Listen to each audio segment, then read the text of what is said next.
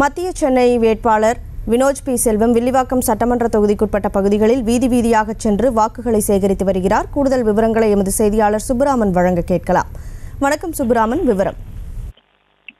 வணக்கம் கனிமொழி. மத்திய சென்னை நாடாளுமன்ற தொகுதிக்குட்பட்ட பாரதிய ஜனதா கட்சியின் வேட்பாளர் வினோஜ் பி செல்வம் அவர்கள் இன்று தனது பிரச்சாரத்தை வில்லிவாக்கம் பகுதியில் மேற்கொண்டார்.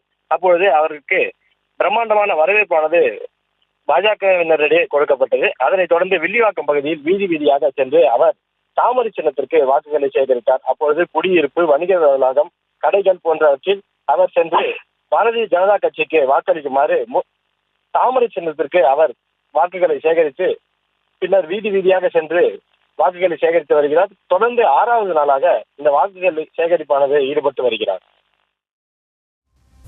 விவரங்களுக்கு நன்றி சுப்புராமன். செய்திகளை உடனுக்குடனும் துல்லியமாகவும் தெரிந்து கொள்ள சப்ஸ்கிரைப் பண்ணுங்க.